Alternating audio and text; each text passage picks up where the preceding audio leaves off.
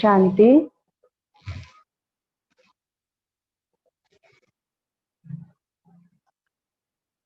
आज के इस साइंटिस्ट एंड इंजीनियर्स विंग के कार्यक्रम में मैं देखने वाले, सुनने वाले सभी पार्टिसिपेंट्स का बहुत हृदय की गहराइयों से स्वागत करती हूँ।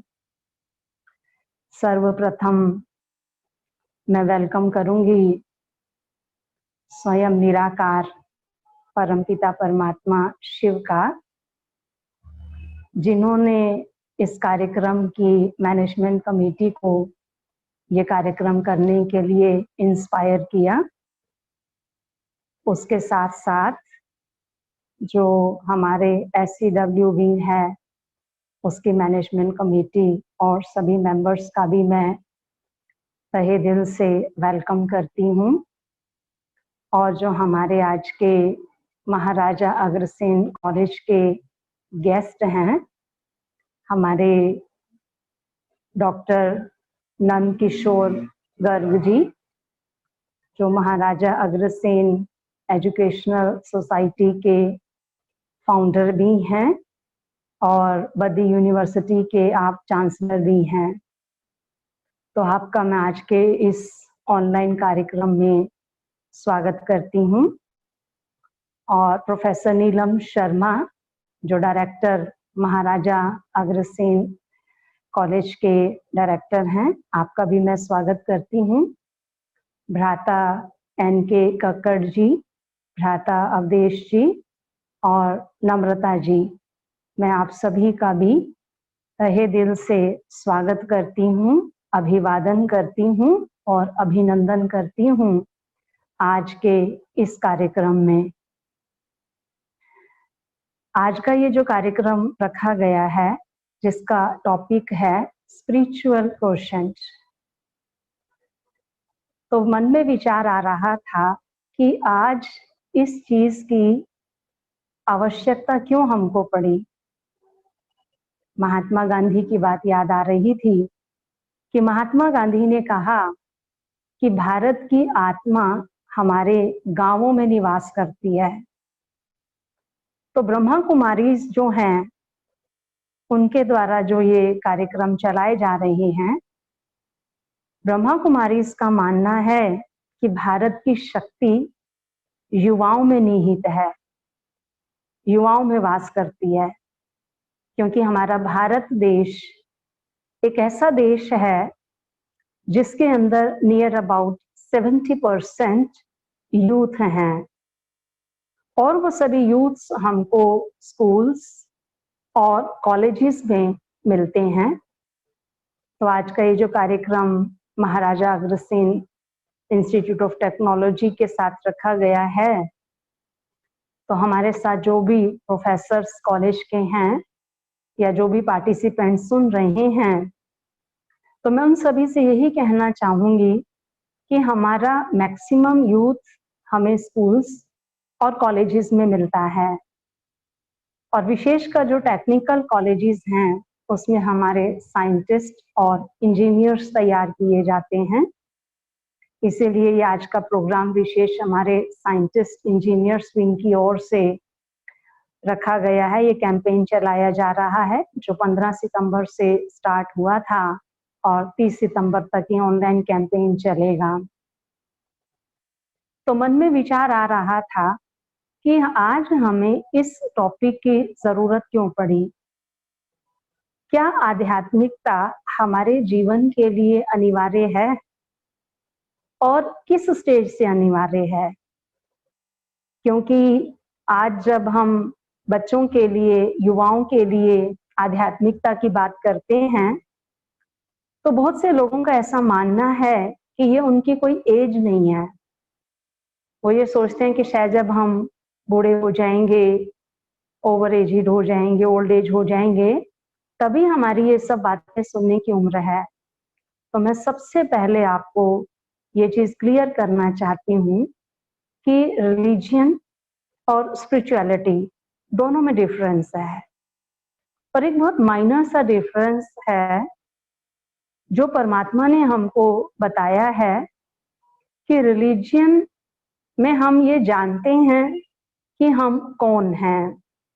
वी नो दाई सेल्फ, है ना। आज अगर हम किसी से पूछते हैं क्या आप ये जानते हैं कि आप आत्मा हैं, तो मैं समझती हूँ 90% लोग तो ऐसे मिल ही जाएंगे जो ये जानते हैं कि हम आत्मा हैं। लेकिन स्पिरिचुअलिटी हमको क्या सिखाती है? Realise thyself. हम उसको महसूस करते हैं। और क्या स्वयं को महसूस करने की, स्वयं को जानने की कोई एज होती है? बच्चा आप देखेंगे बचपन से ही अपना नाम, अपने पिता का नाम, अपना रेजिडेंशियल एड्रेस सब कुछ जानता है। उसको मालूम होता है मेरे पिता का ऑक्यूपेशन क्या है, और ये जानना जैसे कि उसका बर्थ राइट है, उसे बताया जाता है। बच्चा स्कूल में भी जाता है तो उसे सिखाया जाता है father's name, mother's name, sister's name, brother's name, ancestors' name, सब सिखाया जाता है, उसको बताया जाता है। तो स्पिरिचुअलिटी क्या है? सिर्फ नो दाई सेल्फ। तो हमें अपने बारे में जानने के लिए कोई उम्र की जरूरत नहीं है, वो तो हमें अपने बारे में बचपन से ही जानना चाहिए। तो रिलीजियन जो है वो सिर्फ हमें उस चीज की नॉलेज देता है। और जब हम स्पिरिचुअल हैं, स्पिरिचुअल यानी feel thyself as a spirit, know thyself and realise your real identity. हम अपने सत्य स्वरूप को पहचाने कि हम वास्तव में हैं कौन।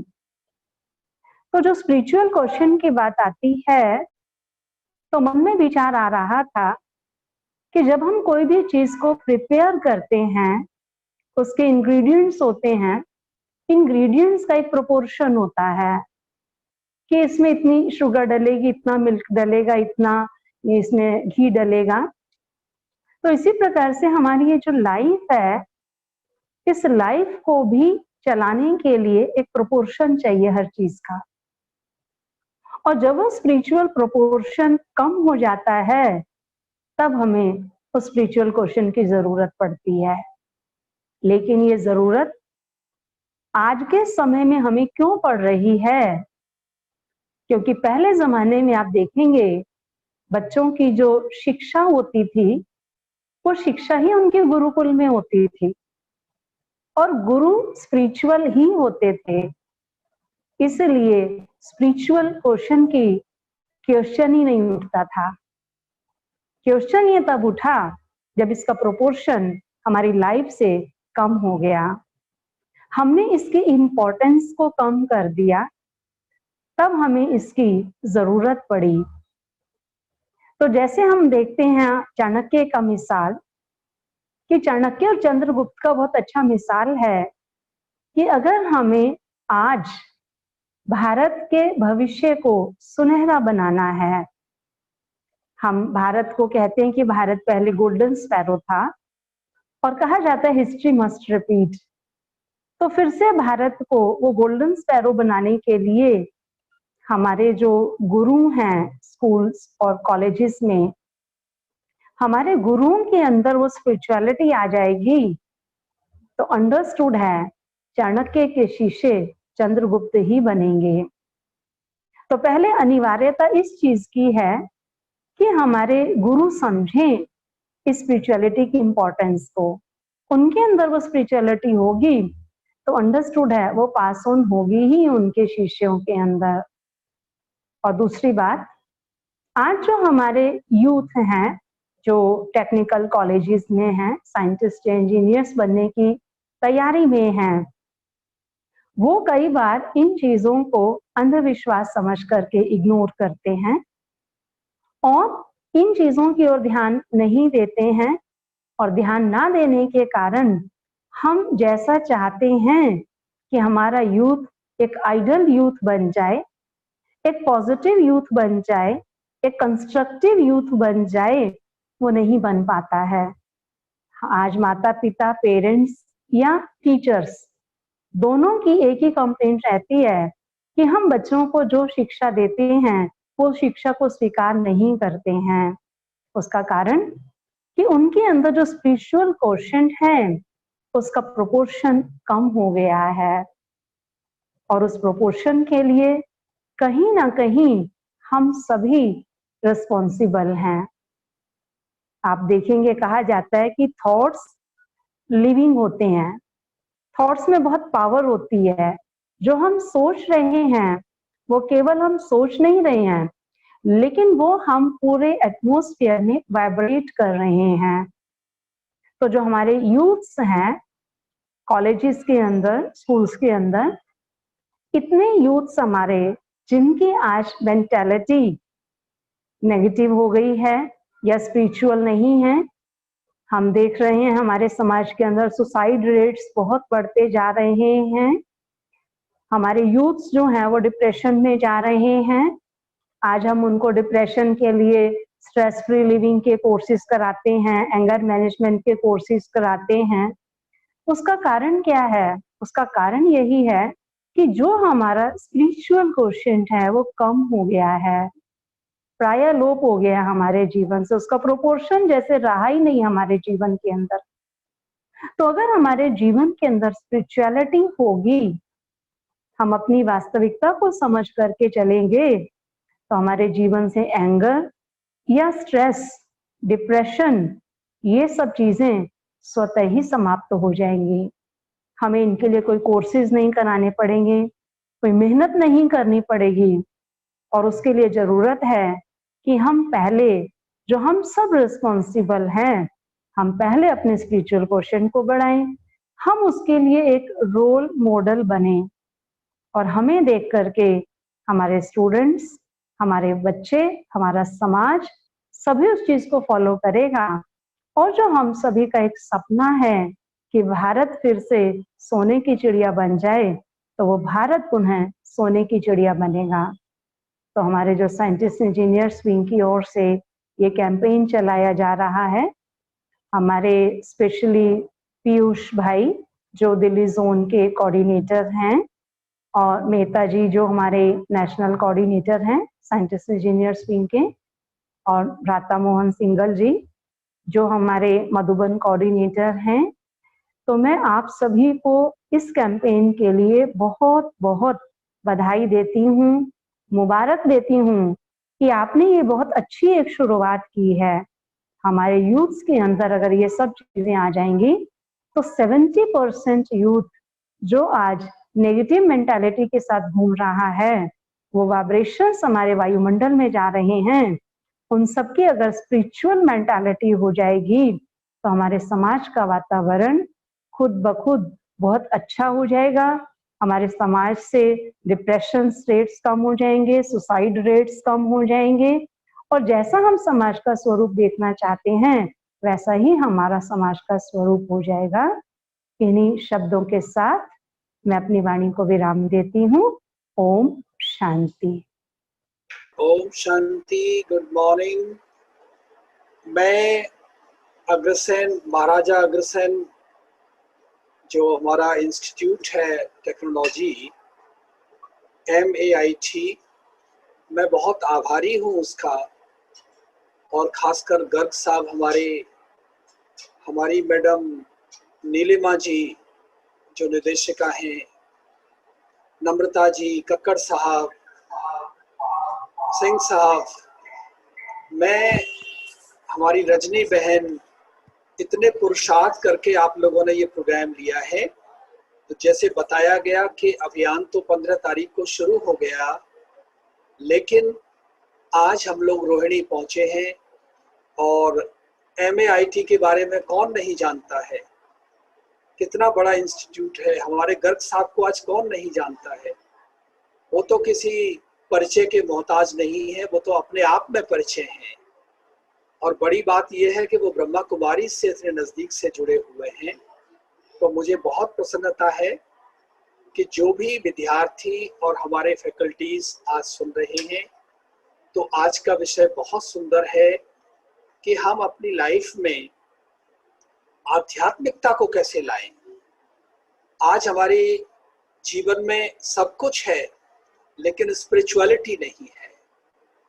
तो मुझे बहुत बारी पूछा जाता है कि स्पिरिचुअलिटी क्या है, व्हाट इज स्पिरिचुअलिटी।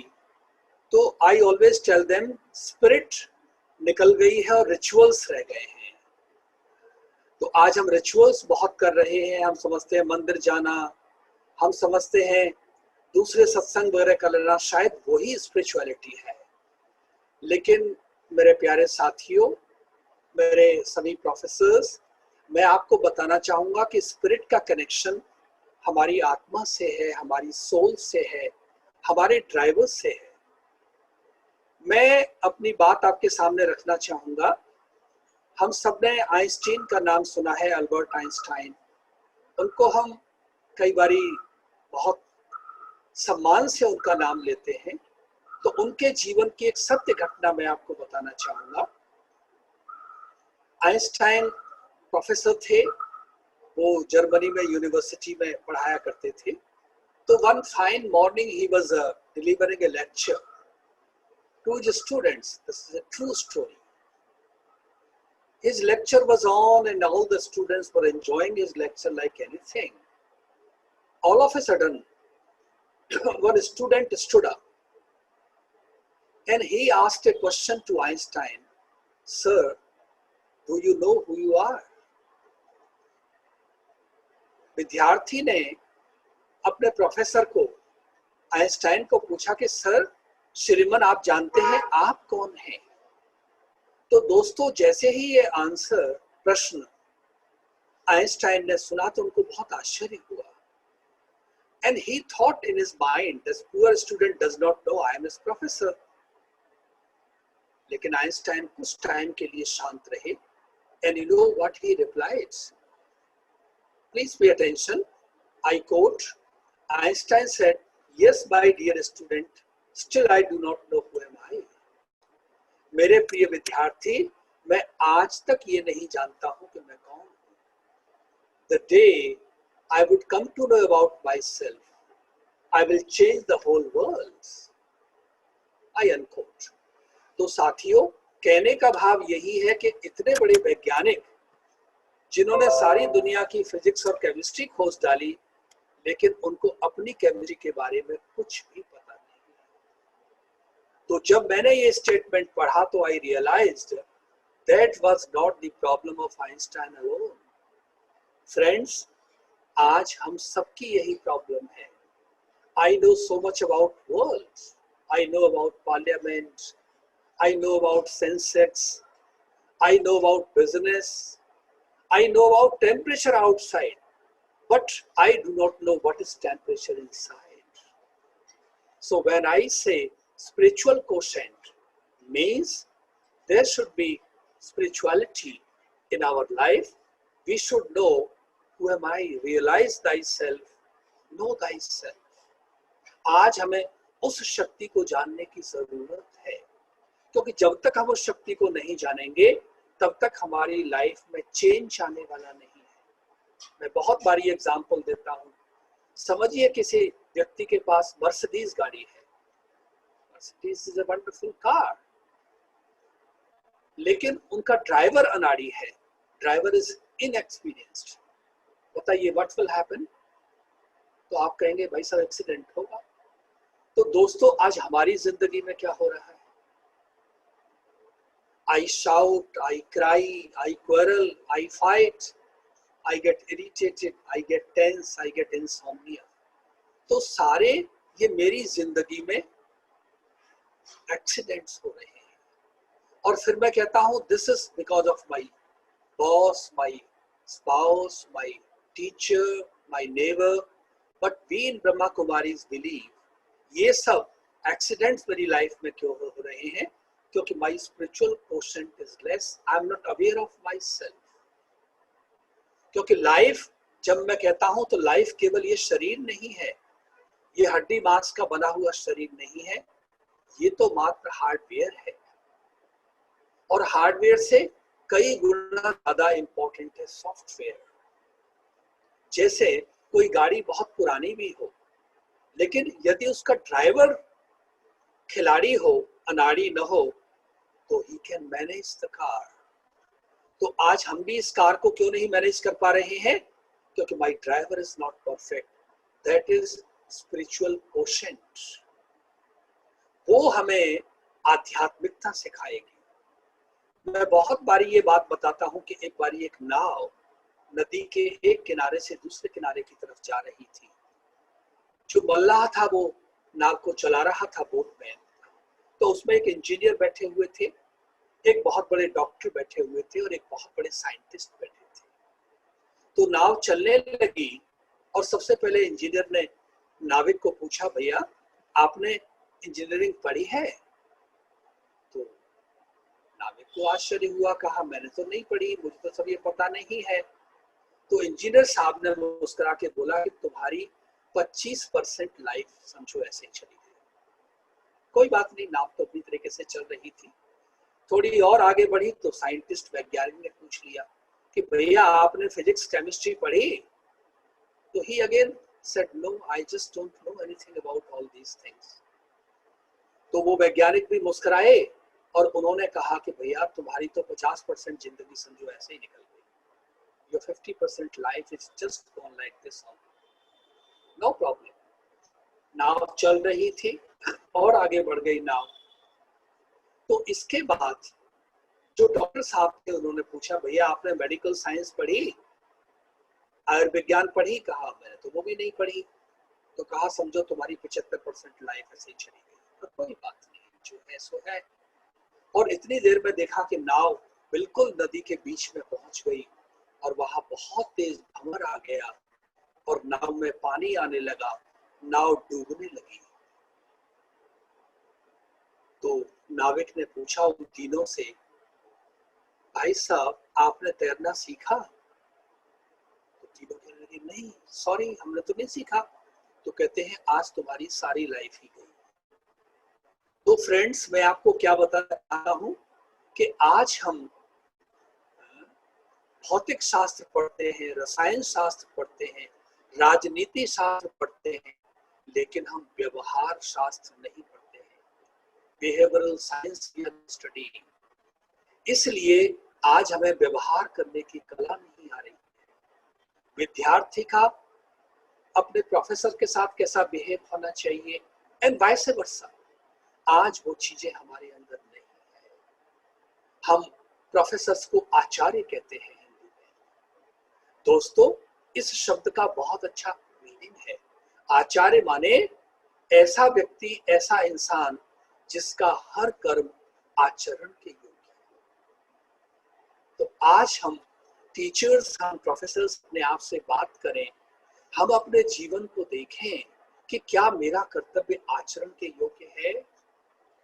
तो हम पाते हैं, सारे तो नहीं होंगे, बहुत सारे टीचर्स तो हमारे बहुत अच्छे हैं, लेकिन कहते हैं एक मछली तालाब को गंदा कर देती है। तो साथियों आज हमें अपने आप को, टीचर्स को स्टूडेंट्स के सामने आदर्श, हम रोल मॉडल हैं, हमारे स्टूडेंट्स हमें कॉपी कर रहे हैं, लेकिन हमारे टीचर्स को ये देखना पड़ेगा। और विद्यार्थी, स्टूडेंट, तो स्टूडेंट का मीनिंग हमें पता लगा कि जिसकी स्टडी में कोई डेंट नहीं है, माने वो विद्यार्थी जो टीचर के आने से पहले अपनी क्लास में पहुंच जाता है, वो विद्यार्थी जिसको अपने टीचर के लिए सम्मान है, वो टीचर को टीचर के रूप में नहीं देखता, लेकिन वो अपने आदर्श के रूप में देखता है। गुरु गोविंद दोनों खड़े काखे लागू पाए। आप सोचिए कि गुरु का स्थान हमारे भारतीय संस्कृति में कितना ऊंचा है, तो विद्यार्थियों के जीवन में क्या वो आज स्थान है? नहीं है। इसलिए पहले बताया गया कि आज हमें गुरुकुलों की आवश्यकता पड़ेगी। हमें भारत की पुरातन जो हमारी संस्कृति थी, आज उसको अपने जीवन में लाने की जरूरत है। और मैं आपको ये बताना चाहता हूं कि ब्रह्मा कुमारी विश्वविद्यालय भी एक विश्वविद्यालय है, और यहाँ पढ़ाने वाले जो हमारे शिक्षक हैं और जो हमारे विद्यार्थी हैं, उनके अंदर वही संबंध है जो कभी गुरुकुल में हुआ करता था। साथियों मुझे बताते हुए बहुत गर्व हो रहा है कि ब्रह्मा कुमारी की ज्यादातर हमारी शिक्षिकाएं हमारी बहनें हैं, हमारी माताएं हैं, स्त्रियां हैं, महिलाएं हैं। और जो पढ़ने वाले हैं, मैं लोधी रोड सेंटर पर हूँ, यहाँ आईएएस कपल भी आते हैं। हमारे पास एक डॉक्टर फैमिली आती है जिनके परिवार में 150 डॉक्टर्स हैं। पिछली 5 पीढ़ी से हर लड़का उनके घर में डॉक्टर है और हर आने वाली बहू भी डॉक्टर है।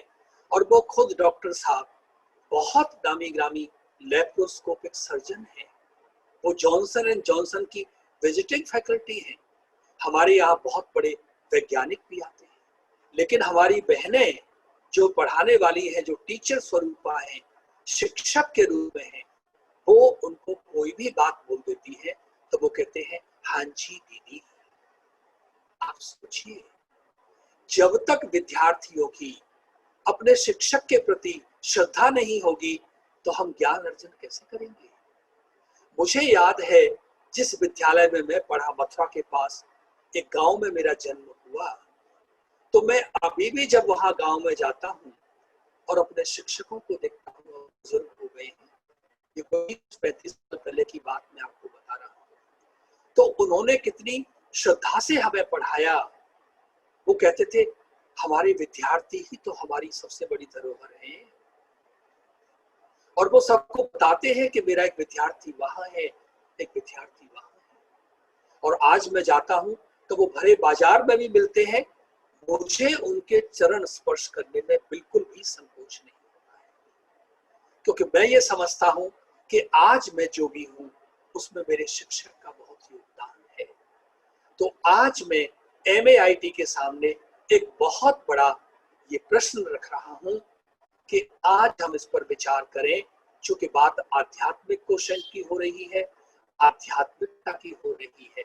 तो जब तक हमारे विद्यालय में एक लेसन स्पिरिचुअलिटी पर नहीं होगा, तब तक शिक्षक और विद्यार्थी के बीच में जो सम्मान की भावना है, जो रिस्पेक्ट की भावना है, वो उजागर होने वाली है। केवल physics, chemistry, English, biology, zoology पढ़ने से बात बनने वाली नहीं है। आज हमें बिहेवियरल साइंस पढ़ने की जरूरत है, पढ़ने की जरूरत है। और ब्रह्मा कुमारीज में वो कार्य बखूबी हो रहा है। मैं अपने विद्यार्थियों को अपने जीवन की, when I was pursuing my MBA, तो मेरे प्यारे विद्यार्थी, मैंने रात में कभी स्टडी नहीं की। I never studied in the night, क्योंकि मैं रात की स्टडी को कहता हूँ क्वांटिटी स्टडी। लेकिन मैं सवेरे जल्दी उठ गया, मैं 4 बजे उठता हूँ, 35 साल मुझे हो गए हैं। मैंने ब्रह्मा कुमारीज का स्लोगन गांठ बांध लिया है, रात को 10 माने बस और सवेरे 4 माने तैयार। तो जब मैं MBA अपनी परस्यू कर रहा था तो मैं सवेरे 4 बजे उठता और थोड़ी देर मेडिटेशन करके, जो सुप्रीम टीचर है, जो शिक्षकों का भी शिक्षक है, जो परम शिक्षक है, जिसको हम परमात्मा कहते हैं, मैंने उनको गुड मॉर्निंग की, मेडिटेशन किया और फिर 3-4 घंटे मैंने अपनी स्टडी कर ली। और उस मॉर्निंग की स्टडी को मैंने नाम दिया क्वालिटी स्टडी। तो आज हमारे विद्यार्थियों को क्वालिटी स्टडी की जरूरत है। जीवन में कहा जाता है early to bed and early to rise makes a man healthy, wealthy and wise. आज मैं अपने विद्यार्थियों से पूछना चाहता हूं कि आज रविवार का दिन है, किस किस विद्यार्थी ने सवेरे सूर्य उदय होते देखा या सूर्य उदय होने से पहले जगे? नहीं, आज लेट सोते हैं, late to bed and late to rise, इसलिए हमारे चेहरे पर ग्लो नहीं है। हमारी शिवानी दीदी, आप सोचिए, जो 50 साल की होने वाली है, आज उनके चेहरे का नूर देखते ही बनता है।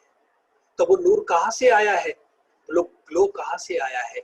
साथियों, वो ग्लो फेयर एंड लवली का नहीं है, वो ग्लो क्रीम एंड पाउडर का नहीं है, वो उनकी अंतर की शक्ति है, वो उनका spiritual quotient is very high. तो आज हमारे विद्यार्थियों को, आज हमारे शिक्षकों को, हम सबको हाई एनर्जी क्रिएट करने की जरूरत है। और वो हाई एनर्जी कब क्रिएट होगी? उठने के बाद थोड़ी देर के लिए हम मेडिटेट कर लेंगे, उठने के बाद थोड़ी देर के लिए हम अपने आप को परमात्मा से कनेक्ट कर लेंगे। तो वो एनर्जी हमें मिल जाएगी, वो शक्ति हमें मिल जाएगी, वो पावर हमें मिल जाएगी और हमारा जीवन केवल मेरा जीवन नहीं लेकिन मेरा परिवार, मेरा घर, सब कुछ बहुत अच्छा हो जाएगा। यही ब्रह्मा कुमारी की शिक्षाएं हैं, यही हमारा जो साइंटिस्ट और इंजीनियर्स विंग है उसकी भी शिक्षाएं यही हैं। मैं अपनी बात को यही विराम देता हूं और मैं ये आप लोगों से अनुरोध करना चाहता हूं, हमारा जो MAIT का जो स्टाफ बैठा हुआ है, हमारे गर्ग साहब भी और जो लोग सुन रहे हैं, कि आप अपने विद्यालय से नई शुरुआत करिए, सिलेबस को चेंज कराइए। सबसे पहली बात, जो विद्यार्थियों को प्राथमिक शिक्षा है वो उनकी मातृभाषा में दी जाए, क्योंकि मातृभाषा में जो विद्यार्थी अर्जित कर सकता है वो दूसरी भाषा में नहीं कर सकता है। This has been proved. और उसमें एक लेसन मेडिटेशन पर, स्पिरिचुअल क्वोशंट पर जरूर रखा जाए और उसको पढ़ाने के लिए हमारी रजनी बहन वहां पर है, रोहिणी में और भी हमारे शिक्षक हैं, तो उनको वहां पर बुलाया जाए। तो ये बहनें जो देवी स्वरूपा हैं वो अपने जीवन से जब विद्यार्थियों को शिक्षा देंगी तो आपका विद्यालय परिसर केवल विद्यालय परिसर नहीं रहेगा लेकिन वो गुरुकुल बन जाएगा, और मैट केवल मैट नहीं रहेगा लेकिन वो मंदिर बन जाएगा। और वहां से जो विद्यार्थी निकलेंगे उनके पास शिक्षा भी होगी और उनके पास चरित्र भी होगा। वो बच्चे नाम बाला करेंगे, नाम उजागर करेंगे और इस तरह से वो लौ एक विद्यालय से दूसरा, तीसरा, चौथा और वो यत्र तत्र सर्वत्र फैल जाएगी। मैं अपनी वाणी को यही विराम देता हूँ। आपका बहुत बहुत धन्यवाद। Om Shanti. Thank you very much. और अभी मैं समझता हूँ हमारे गर्ग साहब जो हमारे MIT ग्रुप के चेयरमैन हैं, मैं उनसे अनुरोध करता हूँ कि वो हमारी बात हमारे विद्यार्थियों के बीच में रखेंगे। श्री नंद किशोर गर्ग साहब। मुझे जानकर बहुत प्रसन्नता हुई कि ब्रह्म कुमारी ईश्वरी विश्वविद्यालय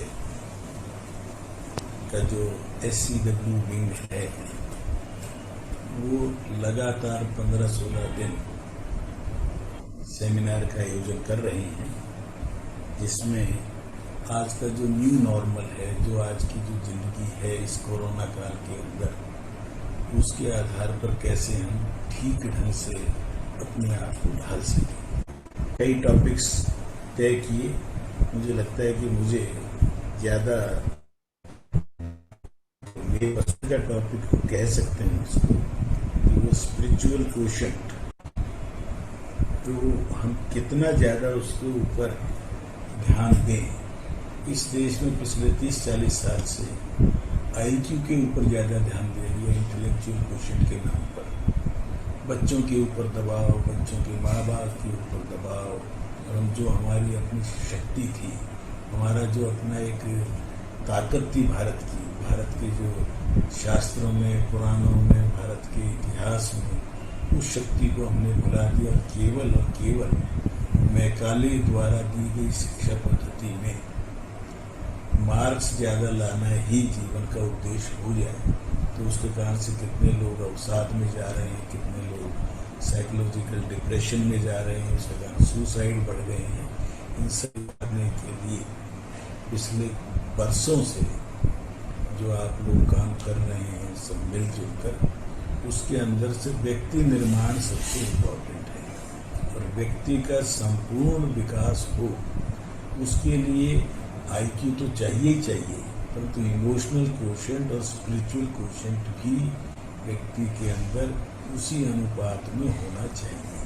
और उसके लिए आवश्यक है कि आदमी ध्यान, योग और अपने चीज़ों पर विश्वास करने वाली जो हमारी प्राचीन पद्धति है उसके ऊपर पूरा ध्यान दें। बाल्यकाल से ही बच्चों को अच्छी अच्छी कहानियों के माध्यम से, जिस प्रकार से हमारे देश के अंदर इतना कुछ साहित्य है उसको हमने पढ़ा ही नहीं। आज किसी से हम पूछते हैं कि चाणक्य कौन था तो नहीं बता पाए। वो जो कहानियाँ जो साउथ इंडिया में, आंध्र प्रदेश में एक मूर्ख बच्चे को पढ़ाने के लिए कैसे किताबें लिखी गई, विश्व की 100 से ज़्यादा भाषाओं में उसका ट्रांसलेशन हो गया, हमारे यहाँ उसको पढ़ाया नहीं जाता। ये बड़ा दुर्भाग्य है। इससे पर अब मुझे लगता है कि नई राष्ट्रीय शिक्षा नीति में इन चीज़ों पर भी पूरा हमने ध्यान दिया गया है। अब उसका इम्प्लीमेंटेशन करना है। अब उसके लिए जो ब्रह्म कुमारी ईश्वरीय विश्वविद्यालय से जुड़े हुए जितने भी साधक हैं, सारे ही वो लोग हैं जो अपने जीवन के अंदर उन चीज़ों से साक्षात्कार कर रहे हैं जो किसी व्यक्ति को एक संपूर्ण व्यक्ति बनाते हैं। और संपूर्ण व्यक्तित्व के अंदर स्पिरिचुअलिटी के अंदर कहीं धर्म आड़े नहीं आता। सबसे धर्म निरपेक्ष कोई चीज़ें हैं तो मैं समझता हूँ स्पिरिचुअलिटी है, जिसके अंदर कहीं पर भी किसी के प्रति नफरत नहीं हो। यही तो जीवन का सार है। पॉजिटिविटी अपने आप अंदर आना शुरू कर देंगे यदि प्रकृति के साथ अपना समन्वय बना लें, व्यक्तित्व के साथ समन्वय बना लें, परिवारों में समन्वय बना लें। परिवार नाम का जो हमारा एक सबसे बड़ी तगड़ी हमारी जो ताकत है उसको खुद से मजबूत करें। और वो मजबूत करने के लिए अति आवश्यक है कि व्यक्ति को स्पिरिचुअल तो होना ही पड़ेगा। स्पिरिचुअल होते ही उसके अंदर ये गुण स्वयं धीरे धीरे होंगे, हमारी आत्मा पवित्र होगी और पवित्र आत्माएं ही इस विश्व के अंदर शांति स्थापित करने में सफल होंगी। जो हमारा पूरा ध्येय वाक्य की पूरी वसुधा पर रहने वाले लोग एक परिवार हैं। परिवार के अंदर जीव जंतु पेड़ पौधे पांचों तत्व वो सब सम्मिलित हैं। यदि परिवार बोध पूरे विश्व में हो जाए तो नफरत करने वाले जो कुछ लोग हैं वो धीरे धीरे कम होंगे, विश्व में शांति स्थापित होगी। माता भूमि पुत्रो अहम पृथ्वी, इसमें ना कोई जाति है, ना कोई धर्म है, ना पूजा पद्धति। धरती मेरी माँ है, प्रकृति मेरी माँ है। ये भावना ही स्पिरिचुअलिटी बढ़ाने में सहायक होगी।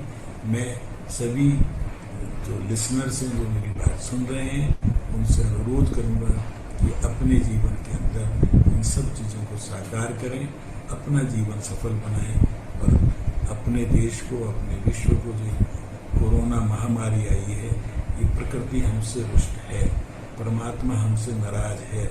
हमने काम ऐसे किए थे जिससे उसकी नाराजगी स्वाभाविक है। इसलिए हम सत्य को अपनाएंगे निश्चित तौर पर तो जीवन के अंदर सुखद अनुभव आएंगे। और कोरोना महाकाल से मुझे लगता है कि दिवाली आते आते जिस प्रकार से भगवान राम ने बुराइयों पर जीत प्राप्त करके और हम सब लोगों ने मिलकर खुशियाँ मनाई थी, दिए जलाए थे, आज भी इस भारत में एक ऐसा नेतृत्व है, अच्छे लोग हैं, सब मिलकर यदि संयम से, धैर्य से इस बीमारी का मुकाबला करके आगे बढ़ेंगे तो मुझे लगता है कि दिवाली आते आते कोरोना महामारी से मुक्त होकर विश्व सबके साथ सद्भाव के साथ आगे बढ़ेगा। मैं सबको बहुत बहुत शुभकामनाएं देता हूँ। हमारे कॉलेज के अवधेश जी, डॉक्टर नीलम शर्मा जी पिछले कई साल से आप लोगों के माध्यम से हमारे महाराजा अग्रसेन इंस्टीट्यूट्स में भी एक नई रोशनी देने का जो प्रयास हो रहा है ब्रह्म कुमारी ईश्वरीय विश्वविद्यालय के माध्यम से, मैं और श्रीमती माउंट आबू भी साइंटिस्ट एंड इंजीनियर्स विंग के कार्यक्रम में रह के आए थे। यहाँ भी जाने का मानेसर अवसर मिला। बहुत ही पूरे विश्व में आज भारत, भारतीयता, भारत की संस्कृति, भारत का जो पुनर्जागरण हो रहा है उसके अंदर आप लोगों का भी बहुत महत्वपूर्ण स्थान है। आज इस देश को पहली बार ऐसा नेतृत्व मिला है जो स्वयं उन चीज़ों के ऊपर पूरा विश्वास करता है, साधना के ऊपर, स्पिरिचुअलिटी के ऊपर, और सबको साथ लेकर चलने की जिसमें क्षमता है, उसके अंदर हम सब लोग मिलकर काम कर रहे हैं। इस कोरोना काल में भी, इस महामारी में भी सबसे अधिक लगभग आबादी का हम दूसरे नंबर के देश हैं, परंतु सबसे कम मृत्यु दर हो, सबसे कम हमारा हेल्थ इंफ्रास्ट्रक्चर हो। इसका एक ही कारण है कि हम सब लोग आध्यात्मिक हैं, स्पिरिचुअल हैं, सब प्रकृति के पूजक हैं। सूर्य को भी देवता माने, पेड़ों को भी देवता माने, जल को भी देवता माने, उस चीज़ों को हम मानने वाले भारतीयों में इसीलिए मृत्यु दर सबसे कम है। आज भी हम ठीक ठाक हैं, हमारा फिर से व्यापार उद्योग धंधे भी सब पटरी पर आ रहे हैं, क्योंकि हम भगवान पर भरोसा कर सत्य की अवधारणा पर चलते हुए अपने जीवन को जीते हैं, और यही कार्य है, यही हमारी शक्ति है। मैं जो कार्यक्रम के माध्यम से 30-40 साल से देखा, एक बहुत ही आप लोग सराहनीय कार्य कर रहे हैं। हमारी फैकल्टी का भी 6-7 दिन का कार्यक्रम हुआ, तो इसमें बहुत अच्छे वक्ता गुजरात से भी, साहब से भी, स्वामी जी सबने पार्टिसिपेट किया था। ये लगातार 15 दिन कार्यक्रम एक अभियान के रूप में ये निश्चित तौर पर सफल होगा। मैं आप सबको बहुत बहुत बधाई देता हूँ। आशा करता हूँ कि हम भारत की संस्कृति के माध्यम से पूरे विश्व को एक परिवार मानते हुए सबकी सुख की कामना करने वाले लोग निश्चित तौर पर सफल होंगे। भारत के माध्यम से पूरे विश्व में योग के माध्यम से इम्यूनिटी लोगों की बढ़ी, अब आयुर्वेद के माध्यम से इम्यूनिटी बढ़े, प्राकृतिक चिकित्सा के माध्यम से बढ़े। ये सब चीज़ें जो हमारी छिपी हुई थी 1000 साल की गुलामी के कारण, वो प्रकट रूप में आ रही हैं। आज समय में आदि काढ़ा पीने से, तुलसी का, गिलोय का प्रयोग करने से इम्यूनिटी बढ़ती है। यही बात हमारे देश के प्रधानमंत्री जी, भारत का राष्ट्रीय नेतृत्व इस बात में बहुत पूरे ढंग से लगा हुआ है। सभी विपदाओं के बीच में से भी सेनाओं को अपनी वीरता दिखाना, चीन और पाकिस्तान हमारे ऐसे दुश्मन देश हों, अंदर आतंकवादी शक्तियाँ हों, देश को जलाने की कोशिश करने वाले हों, सारे भटकाने वाले, काम करने वाले लोगों को किसी नाम पर, किसी किसान को कभी जाति के नाम पर दिल्ली में दंगा कराने की काम, सब योजनाएं करके भी वो विफल होंगे, क्योंकि हम भगवान की हमारे पर आशीर्वाद है। हम स्पिरिचुअलिटी को मानने वाले लोग हैं। हमारे इंटेलिजेंस क्वोशंट किसी से कम नहीं, हमारा इमोशनल क्वोशंट भी बहुत था, और स्पिरिचुअल क्वोशंट भी अब कैसे प्राप्त करेंगे। एक सर्वांगीण विकास करते हुए मानव निर्माण का काम पिछले 90-95 साल से राष्ट्रीय स्वयं सेवक संघ भी कर रहा है, ब्रह्म कुमारी ईश्वरी विश्वविद्यालय भी कर रहा है, और अनेकों लोग कर रहे हैं। सबके सामूहिक सम्मिलित प्रयास से निश्चित तौर पर कामयाब होंगे। मैं आप सबको बहुत हमने अपने बहुत सुंदर विचार हम सभी के सामने रखे, और जो बहुत सुंदर उन्होंने बात कही जो मुझे बहुत अच्छी लगी कि स्पिरिचुअलिटी मीन्स धर्मनिरपेक्ष, जो किसी भी धर्म विशेष को मान्यता नहीं देती है, सभी धर्मों को एक जैसी मान्यता देती है। और अभी मैं अपने next speaker doctor professor Neelam Sharma ji को इनवाइट करती हूँ। आप डायरेक्टर हैं MAIT में, और मुझे ये बताते हुए बहुत खुशी होती है कि MAIT के साथ हमारे फेमिलियर रिलेशंस हैं, और विशेष रूप से नीलम जी तो हमारे बहुत ही नज़दीक हैं। तो मैं भी नीलम जी से रिक्वेस्ट करती हूँ, प्रोफेसर नीलम शर्मा से, कि आप अपना वक्तव्य हम सभी के सामने रखें। Shanti. I must congratulate the Brahma Kumaris for organizing an online campaign on re-engineering life in the new normal. A very apt topic considering today's situation. As some of us are aware that Brahma Kumaris are a spiritual movement that originated in Hyderabad, Sindh during 1930s and was founded by Lekhraj Kriplani.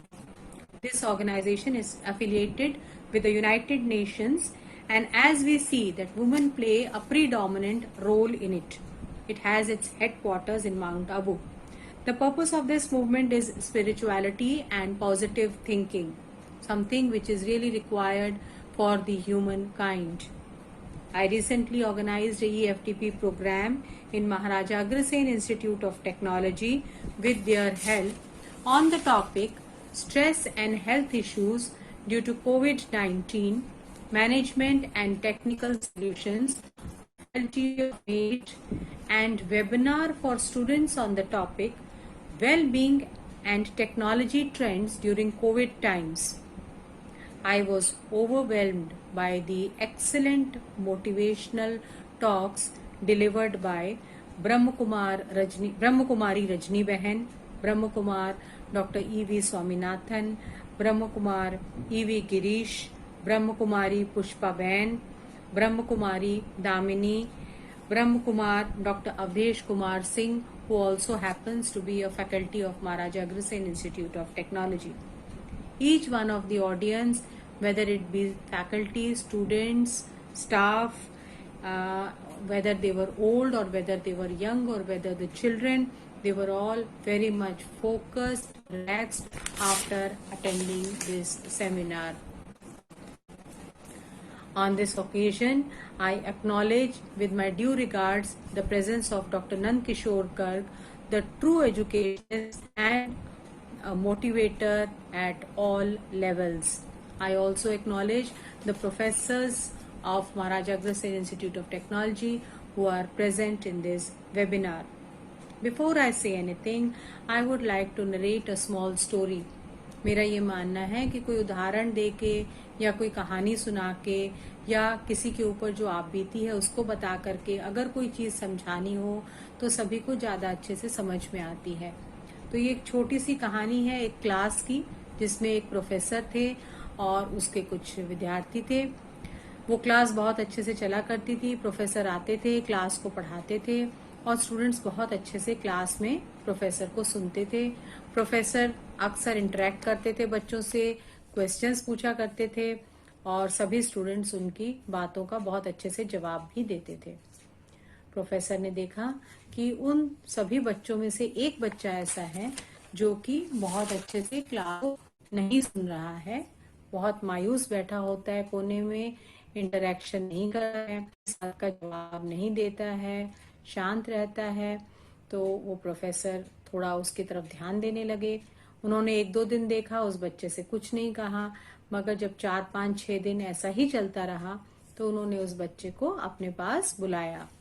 अपने पास बुला करके उन्होंने धीरे से उस बच्चे से पूछा कि बेटा कोई परेशानी है, मुझे बताना चाहते हो? तो उस बच्चे ने कहा नहीं। तो वो प्रोफेसर थोड़ा समझदार थे, उन्होंने उस बच्चे से कहा कि ठीक है, कल तुम मेरे घर आना, मुझे तुमसे कुछ बातें करनी है। तो बच्चे ने कहा ठीक है। तो अगले दिन वो बच्चा उनके घर चला गया। तो पहले तो प्रोफेसर ने उसको बिठाया और उससे इधर उधर की बातें करी और उस बच्चे से कहा कि तुम्हारे घर पे सब ठीक है? उसने कहा ठीक है। तो वो इधर उधर की बातें करके वो उसको एक किचन में ले गए। वहां पे उन्होंने शिकंजवी बनाई और उस बच्चे को पीने को दी। उस शिकंजवी में उन्होंने नमक थोड़ा ज्यादा डाल दिया था, जानबूझ के डाला था। देखते हैं बच्चे का क्या रिएक्शन होता है। तो जब बच्चे ने शिकंजवी पी तो बच्चे ने मुंह बनाया। तो उस प्रोफेसर ने उस बच्चे से कहा कि बेटा क्या बात है, तुम्हें शिकंजवी अच्छी नहीं लगी? तो उस बच्चे ने कहा नहीं सर ठीक है, मगर नमक थोड़ा ज्यादा है। तो उन्होंने कहा कोई बात नहीं, फेंक दो इसको, मैं दोबारा बना देता हूँ, दोबारा शिकंजवी पी लेना तुम। तो उसने कहा कि नहीं सर, मैं जो है इसमें चीनी मिला लेता हूँ और फिर मैं इसको आराम से पी लूंगा। तो बस प्रोफेसर यही बात उस बच्चे को बताना चाहते थे।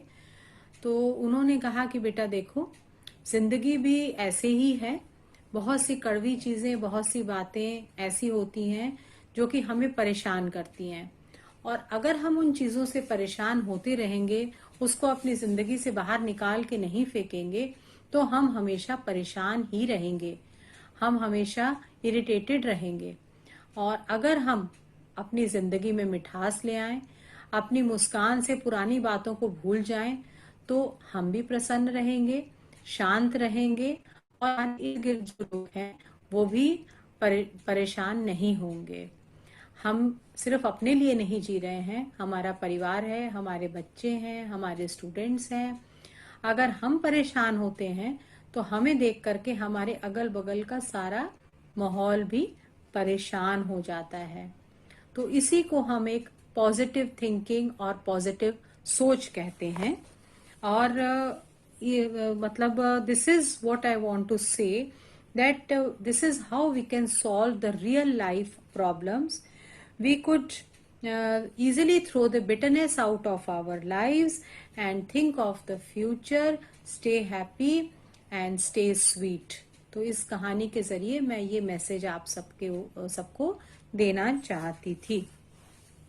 Now, as we navigate through COVID-19, students are sad, demotivated, as they cannot go out of the house, they cannot meet their friends, they cannot go to college. Parents are also demotivated, parents are also disturbed, क्योंकि economy जो है वो down हो गई है. Parents के पास नौकरी नहीं है, कुछ के पास नौकरी है, पैसे नहीं मिल रहे हैं, कुछ लोगों की बिजनेस डिस्टर्ब हो चुकी है. तो बहुत सी बातें हैं जिससे कि बड़े लोग भी डिस्टर्ब्ड हैं. तो सभी की टेंशन को दूर करना है, शांत रहना है और शांति से ही हमें अपनी इस सारी प्रॉब्लम्स के बाहर निकलना है. हमारे बहुत अच्छे अच्छे नेता हैं, बहुत अच्छे अच्छे हमारे प्रोत्साहन देने वाले हमारे जिंदगी में लोग हैं, जैसे कि प्राइम मिनिस्टर नरेंद्र मोदी ने हमें बताया है कि आगे आने वाला समय अच्छा होगा. हमें आत्मनिर्भर बनना है, अपनी परेशानियों के बारे में नहीं सोचना है. आत्मनिर्भर बन के हमें खुद को भी मजबूत बनाना है और हमें भारत को भी मजबूत बनाना है. एक बार हमारी कंट्री जहां हम रहते हैं वो मजबूत बनेगी तो हम ऑटोमेटिकली मजबूत बन जाएंगे. धक्का लगने से ही इंसान मजबूत होता है. और अगर आप एक चट्टान को देखो तो जितने भी थपेड़े चट्टान के ऊपर पानी के पड़ते हैं, चट्टान को कुछ नहीं होता, चट्टान वैसे की वैसे खड़ी रहती है.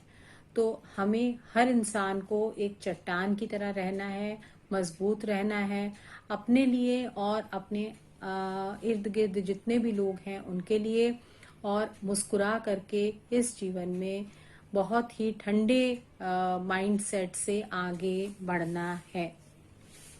अब इसी बात पे मैं आप लोगों को एक छोटी सी कहानी और सुनाती हूँ. दो बहुत पक्के दोस्त थे, दोनों जिंदगी में बहुत आगे नहीं बढ़ पाए थे. एक बार उन्होंने दृढ़ निश्चय किया कि हम दोनों एक बिजनेस करेंगे, दोनों साथ मिलके करेंगे, बहुत मेहनत करेंगे. तो दोनों ने वही किया. दोनों ने एक छोटी सी बिजनेस स्टार्ट करी. 1 साल तक दोनों ने उस बिजनेस को मिलके आगे बढ़ाया, बहुत मेहनत करी, बिजनेस चल पड़ी, दोनों के परिवार चल पड़े, दोनों को आमदनी होने लगी, दोनों अच्छा करने लगे, दोनों के अच्छे दिन आ गए. मार्केट अच्छी थी, लोग अच्छे थे, उनकी मेहनत रंग ले गई. उसके बाद जैसे जैसे बिजनेस बड़ी होती गई, उन दोनों दोस्तों ने आपस में डिसाइड किया कि अब हम दोनों इसी बिजनेस को अलग अलग कर लेंगे. तो दोनों दोस्तों ने अपनी बिजनेस को अलग अलग कर लिया, दोनों ही अपनी बिजनेस को चलाने लगे. जैसे चाहते थे तो जो पहला मित्र था, फर्स्ट जो फ्रेंड था, उसने अपनी बिजनेस को बहुत मेहनत से चलाया. सवेरे आता था, रात को जाता था, बिजनेस करता था. मगर मार्केट डाउन हो गई, बहुत ज्यादा मार्केट में उथल पुथल हो गई, मार्केट डाउन हो गई. उसके बिजनेस में भी दिक्कतें आने लगी, वो बहुत परेशान रहने लगा. 1 साल तक धीरे धीरे करता चला गया, मगर उसको घाटा ही घाटा होता चला गया. और उसने देखा कि उसका जो दूसरा मित्र है उसकी भी वही बिजनेस है, वही मार्केट है, वही लोग हैं, वही जगह है, मेहनत भी करता है वो, मगर उसका बिजनेस स्थिर है. उसके बिजनेस में ऑफ कोर्स उतनी प्रगति नहीं हुई, मगर स्थिरता से चला, उसको नुकसान भी नहीं हुआ. तो उसने जा करके अपने दूसरे मित्र के पास एक दिन सोचा कि मैं जाऊंगा, उससे पूछूंगा कि भाई ऐसी कौन सी बात है, मेरी मेहनत में भी कमी नहीं है, बिजनेस भी वही है, हमने साथ ही स्टार्ट किया था, मगर तुम्हारा बिजनेस क्यों चलता चला जा रहा है, तुम्हें क्यों दिक्कत नहीं आ रही है और मुझे क्यों दिक्कत आ रही है. तो दूसरे दोस्त ने उसको एक जीवन की ऐसी बात बताई जो कि हम सभी को बहुत ध्यान से सुननी चाहिए. उस दूसरे मित्र ने उसको ये बोला कि देखो भाई, मार्केट डाउन थी, मैं जानता था, मैं देख रहा था, मगर मैंने बहुत संयम से काम लिया.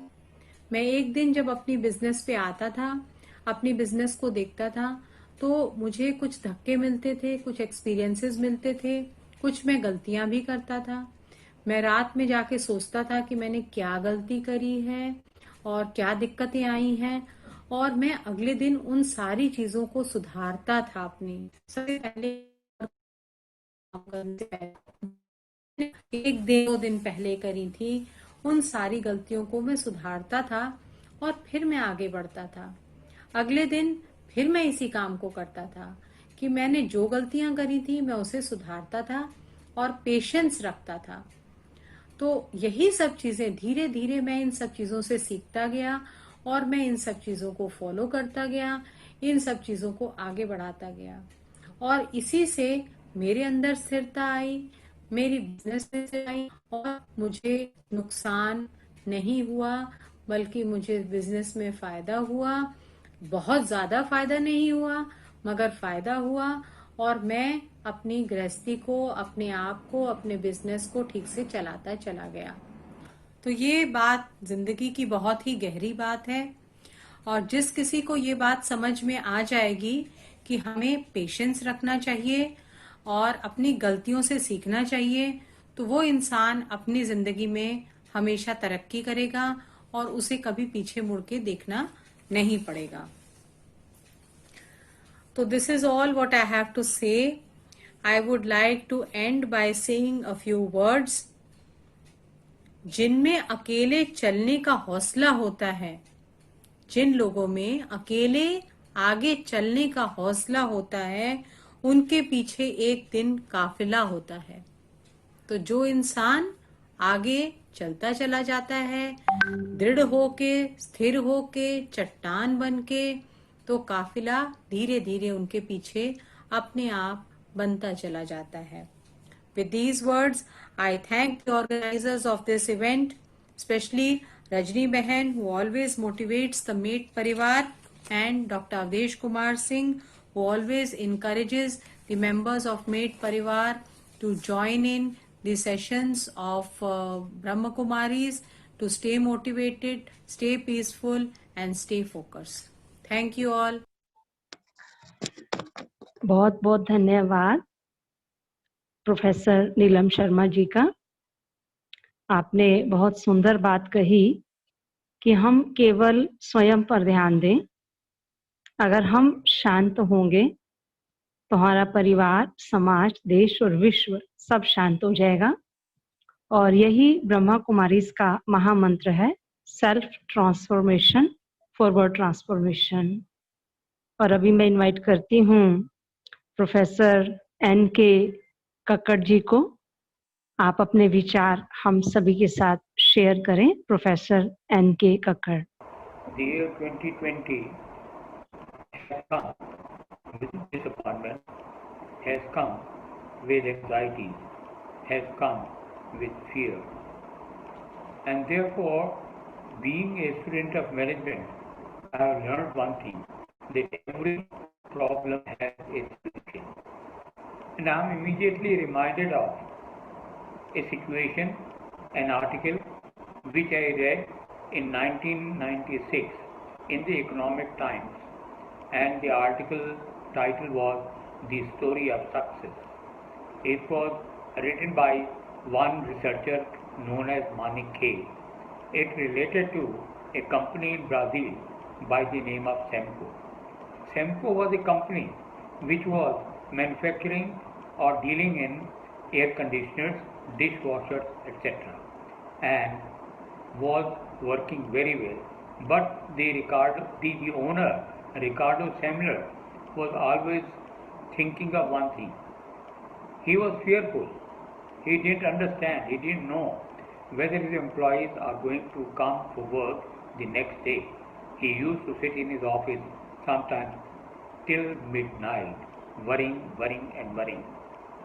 One day he decides that let me go to a doctor and tell my problem to the doctor.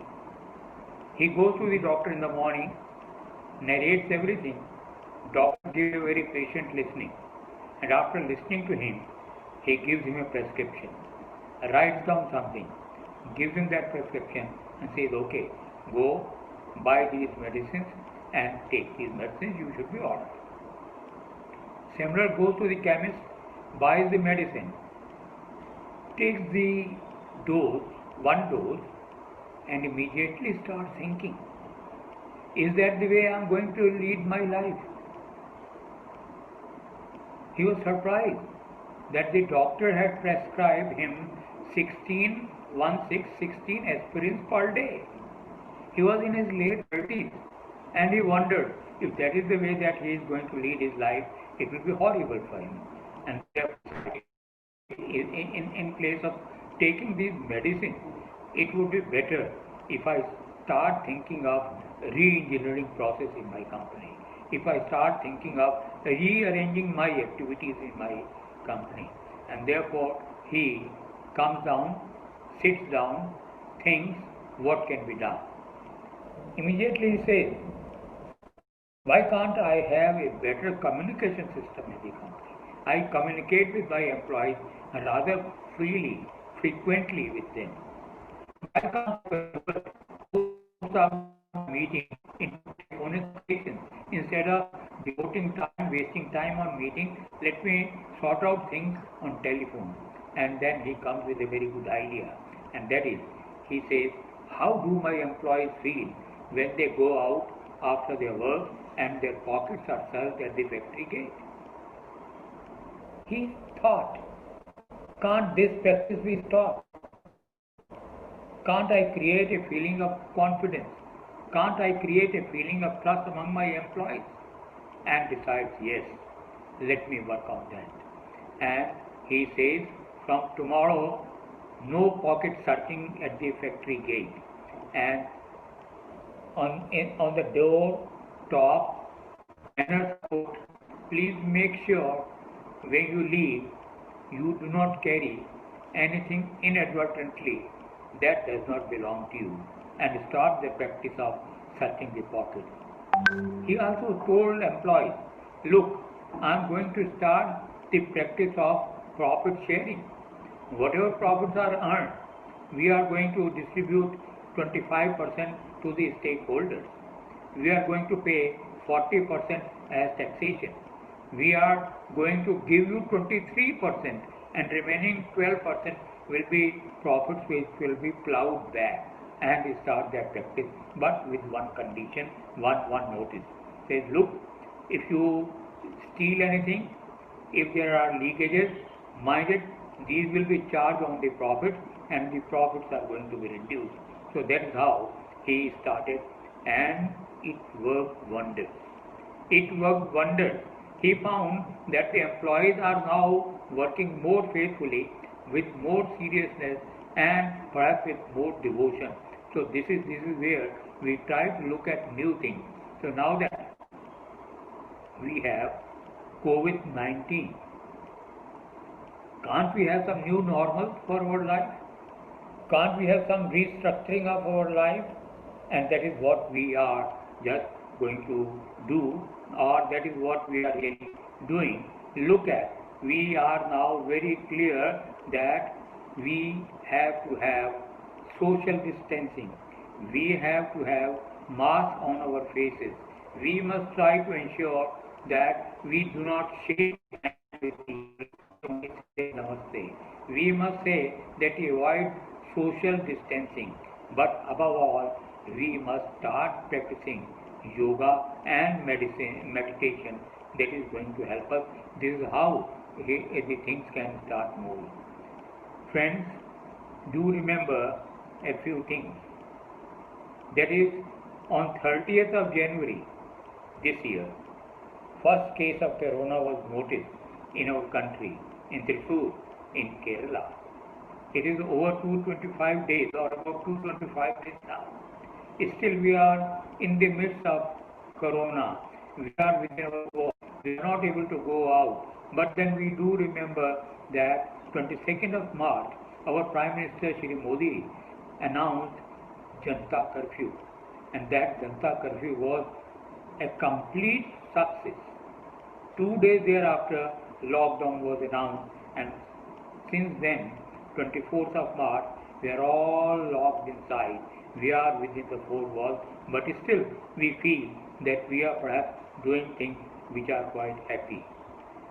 Do remember one thing, and this is what I do remember, that when I was a student of BCom, almost 50-55 years ago, I happened to read one essay. That essay was Life Can Be Worth Living. Life Can Be Worth Living. It was written by Thomas Hardy. Hardy said, we are responsible for our own life. If it is not worth living, we are responsible. If we are not happy, we are responsible. And he said, it is simply because many a times we start asking questions which are not answerable. We start asking questions which do not have answers, and therefore let us work with positive mind. Let us think that we have to be happy. We have to be happy, not like in the beginning as Ricardo Semler was, but we have to be happy to find answers. We have to be happy to think big. We have to be happy to see that all our achievements, all our results, all our thinking is going to be positive all through. Now it is in that context we must try to look at what is happening today. And as I said, that we are in the midst of lockdown, and the day lockdown was announced, recollect, Doordarshan announced that it is going to have re-telecast of serial Ramayana. It was a very popular serial, but then it had certain values, it had certain ethics in this, and that serial was started. A little thereafter, it also started Mahabharata. Ultimately, Ramayana and Mahabharata have gave great teaching lessons for us. I'm not going to talk about those teaching lessons, but the fact remains that they are the teaching lessons. Again, think of, after some more days, it started another serial which we call as Vishnu Puran. Om Namo Bhagavate Vasudevaya.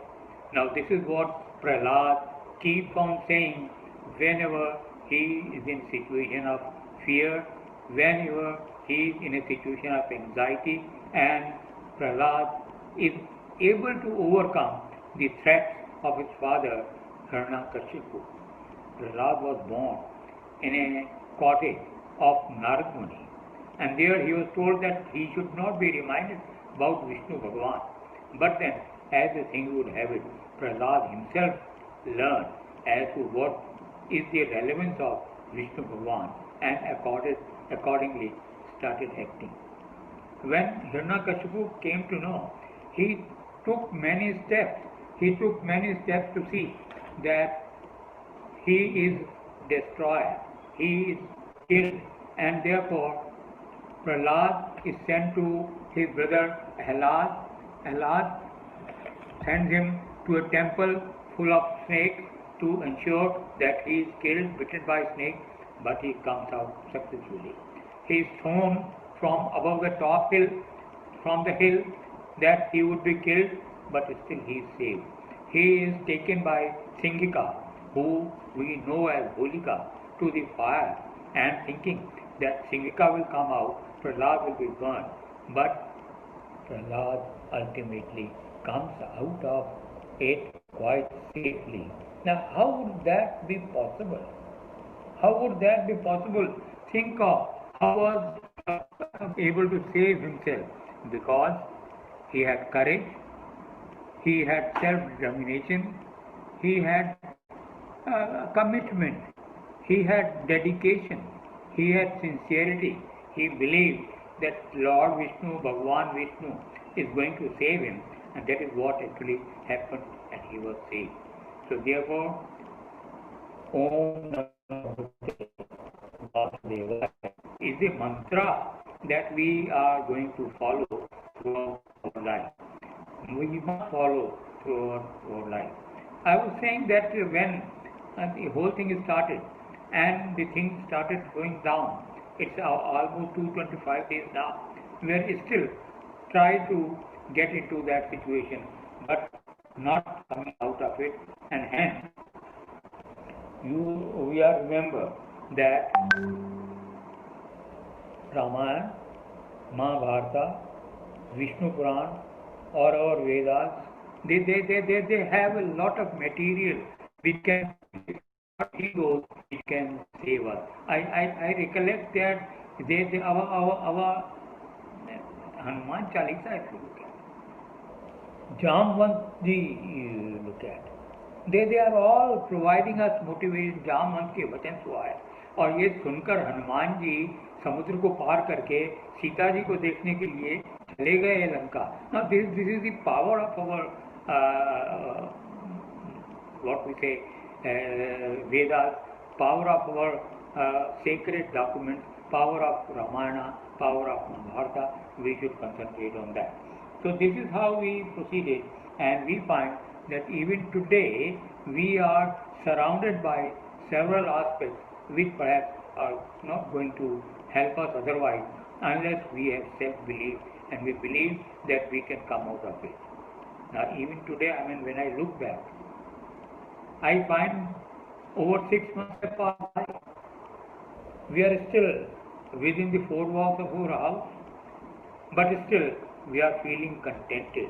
We are feeling happy that we are here, we have saved ourselves, we are helping our country, and that is how it goes on. So therefore, we should try to listen to what is happening all around. I must say one thing. Today we are very fortunate.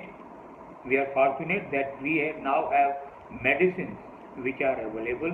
We are fortunate that some sort of vaccine is likely to be out after a few days, and therefore, friends, I feel that every adversity has some sort of hope. Every difficult situation has some sort of hope. And I would conclude by saying that I am reminded of a poem of Amitabh Bachchan ji, which says, जो गलत वक्त है वो भी गुजर जाएगा, गुजर जाएगा. It goes on, गुजर जाएगा, मुश्किल बहुत है मगर वक्त ही बहुत है, मगर वक्त ही तो है, गुजर जाएगा. जिंदा रहने का ये जो एक जज्बा है, जिंदा रहने का ये जो एक जज्बा है, फिर उभर आएगा, गुजर जाएगा. माना मौत चेहरा बनकर आई है, माना मौत चेहरा बनकर आई है, माना रात काली है, भयावह है, गहराई है. लोग दरवाज़ों पर, रास्तों में रुके बैठे हैं, वे घबराए हुए हैं, सदमे में छिपे बैठे हैं. मगर यकीन रख ये बस लम्हा है, 2 पल में बिखर जाएगा. जिंदा रहने का ये जज्बा है, फिर असर लाएगा, गुजर जाएगा. ओम नमो भगवते वासुदेवाय. many thanks professor Kakkar ji. आपने बहुत ही सुंदर विचार अपने हम सभी के साथ शेयर किए कि हम सब रिस्पॉन्सिबल हैं आज हमारे सामने जो कुछ भी है उसके लिए. और ब्रह्मा कुमारीज भी यही कहती हैं कि no blaming, no complaining, we are responsible for all actions और फ्रूट्स. कोविड-19 के बारे में किसी ने मुझे बहुत अच्छा एक व्हाट्सएप मैसेज भेजा जो मैं आप सभी के साथ शेयर करना चाहूंगी. कुदरत के खिलाफ गुनाह तो हुए हैं हम सभी से, वरना गंगा जल के बजाय अल्कोहल से हाथ न धोने पड़ते. कोई तो जुर्म हुआ था, हम सभी जिसमें शामिल थे, तभी तो हर शख्स मुंह छुपाए घूम रहा है.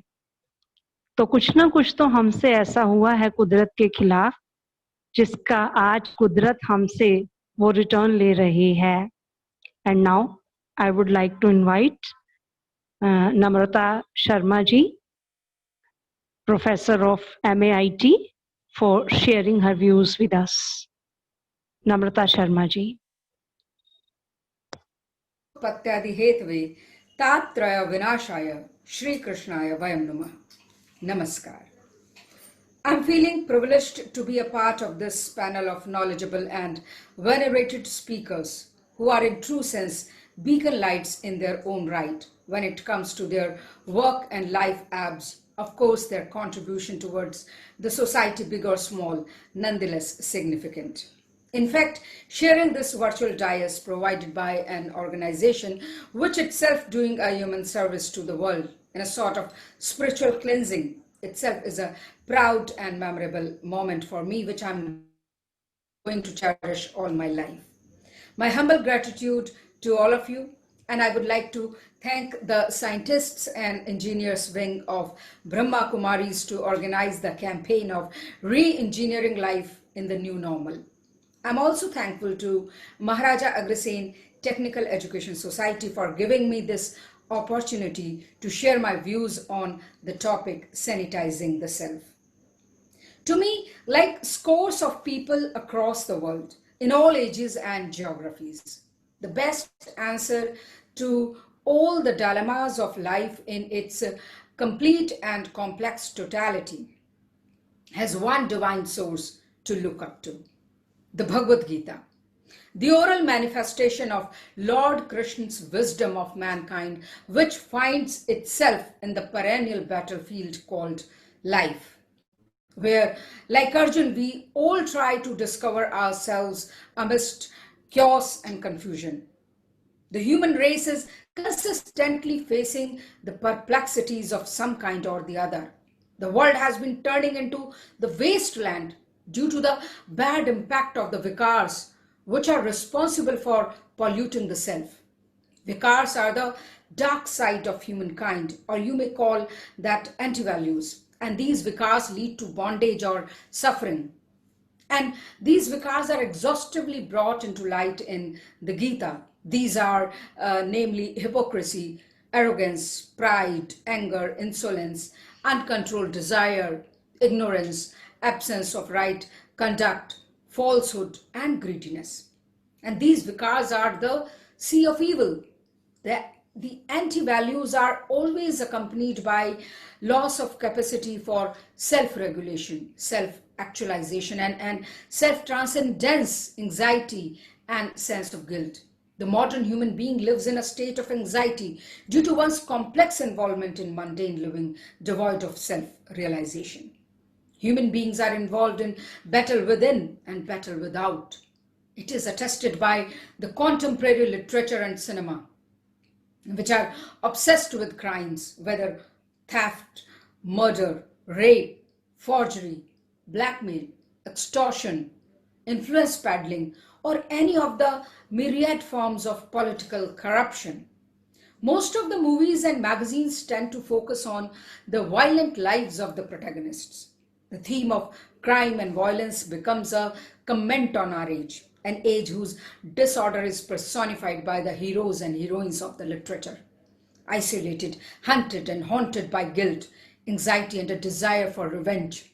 They accept the way of violence because life as they see it demands it. You know, there is barely any sphere of public, political, economic, and even pious activity that is free from deceit, dishonesty, and dirt of some kind. Modern human beings are perplexed complexly in their worldly life. They do not have time to realize their ultimate goal of human life. What a mad pursuit!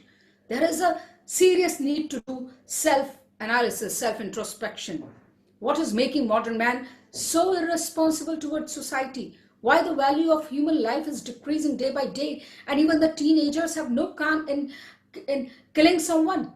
Both electronic and print media daily tell the sordid tales of hatred, crimes, and human miseries. And we can find the news stories of heinous crimes like raping, sodomizing, and brutally murdering minors, raping own kids, students, murdering own parents, on petty issues like not giving them access to social media, murdering own children for property issues, taking huge bribes on the cost of human life, etc. And these are such news items which come daily in newspapers. Why this much aggression or no control over unsolicited desire mushrooming in society? Why are people not self-restrained? What kind of shameful society it is? How to pour out the corruption and its slag from every pore of human life? What to do?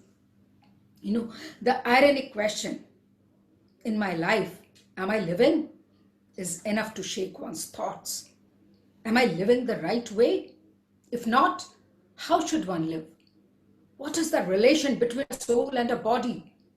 These are the questions which make one think and try to find the logical answer to the question. Lord Krishna presents an analytical study of a body and a soul in the Gita. For Mahatma Gandhi, the Gita is the most excellent way to attain self-realization, an infallible guide of conduct. The Gita teaches pure ethics and imparts spiritual strength to its followers. The Gita, having universal value, speaks the ultimate truth. Its teachings appeal to the rich and the poor, to the illiterate and the scholar alike. It helps in getting out of the maddening crowd and from the vikars and avidya. The study of the Gita removes avidya from the human beings and transforms them into the knowledgeable souls who ultimately realizes God, which is the highest goal of human life. The Gita offered India the courage, indomitable spirit, and above all, the mental and spiritual discipline it required during its colonial past. The kernel of the teachings of the Gita is its message of Anasakti Yoga, non-attachment. And it was, through the concept of Anasakti that Gandhiji evolved two important notions in his nationalistic discourses, the Satyagraha and the non-cooperation. Gandhiji wrote in Young India, I remember his quote, "When doubts haunt me, when disappointments stare me in the face, and when I see not one ray of light on the horizon, I turn to the Bhagavad Gita and find a verse to comfort me. And I immediately begin to smile in the midst of overwhelming sorrow.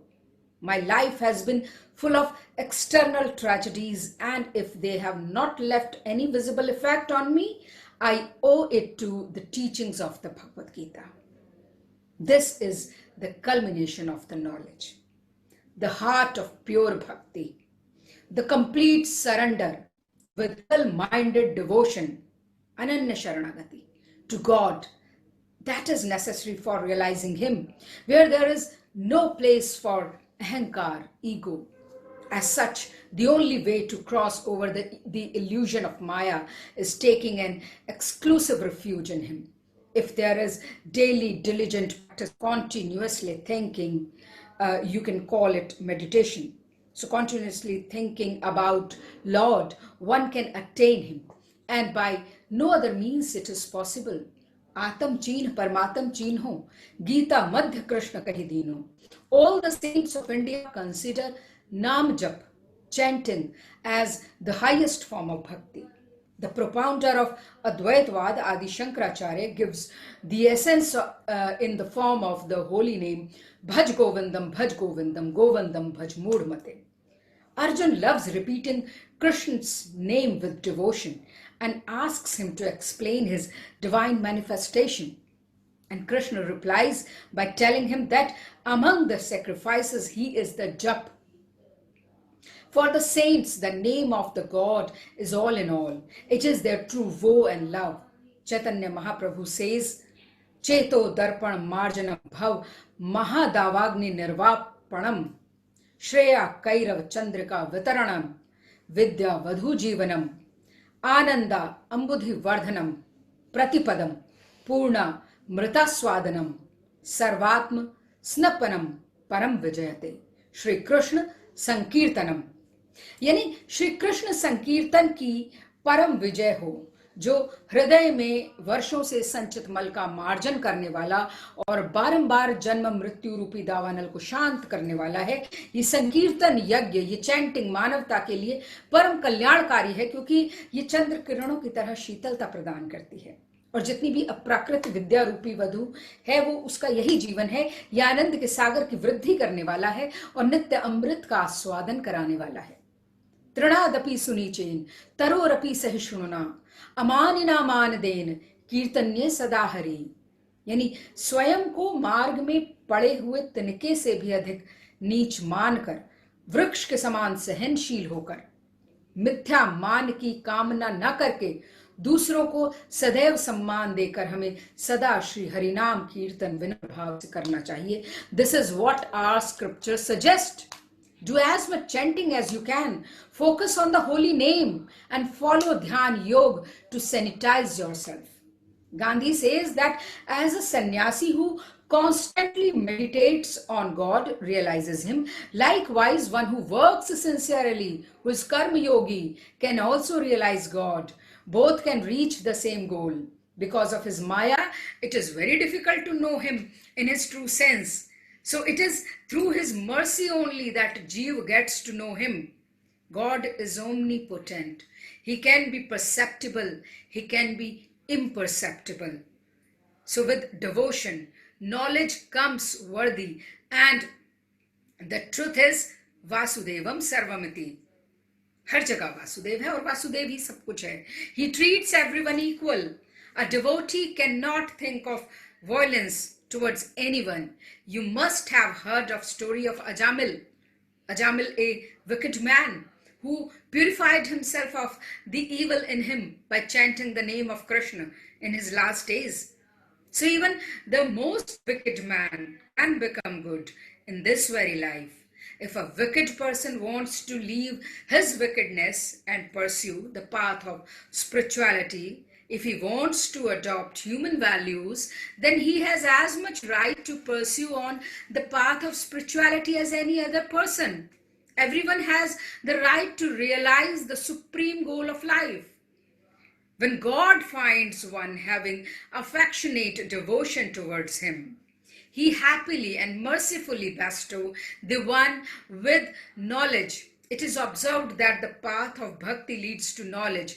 Knowledge makes us understand that we should dedicate every action that we do to God. The right choice of karma, following swadharma with a sense of duty and dedication, समर्पण के साथ अपने कर्तव्य को करते रहना. That is the result of amalgam of devotion and knowledge leading to selfless service. So doing selfless service निस्वार्थ भाव से with devotion is the answer to the cardinal question, how should we live? It helps in sanitizing the self. Thank you all. Thank you mates family, and thank you Brahma Kumaris for listening to me. Thank you indeed. Many thanks to Professor Namrata Sharma. आपने बहुत सुंदर शब्दों में गीता का सार हम सभी के सामने रखा. और ब्रह्मा कुमारी का तो मेन मोटिव ही ये है कि गीता में जो शिक्षाएं दी हुई हैं भगवान की, उनको जनमानस तक पहुंचाना, ताकि उनके जीवन में वो चीजें प्रैक्टिकल उनके आचरण में आ सके. और अभी मैं इनवाइट करती हूँ डॉक्टर अवधेश शर्मा को. आप अपने विचार हम सभी के साथ शेयर करें. Doctor Avdhesh Sharma, professor in MAIT. आज मैं स्पिरिचुअलिटी के थ्रू इम्यूनिटी के बारे में कुछ बताना चाह रहा हूँ आपसे. इम्यूनिटी बढ़ाने के लिए हम दो तरीका यूज़ कर सकते हैं. एक तो इम्यूनिटी हमारा मेंटल हो सकता है, कैसे रेज करें, थ्रू स्पिरिचुअलिटी. और इम्यूनिटी को रेज करना है फिजिकल वे में भी, वो भी स्पिरिचुअलिटी के साथ. तो स्पिरिचुअलिटी से इम्यूनिटी को हम दो तरह से देख सकते हैं. एक, raising mental immunity through spirituality, and raising physical immunity through spirituality. तो मेंटल इम्यूनिटी को रेज करने के लिए एक ही तरीका है सबसे अच्छा, और वो है मेडिटेशन. और स्पिरिचुअलिटी से फिजिकल इम्यूनिटी को बढ़ाने का तरीका है खान पान सात्विक करना.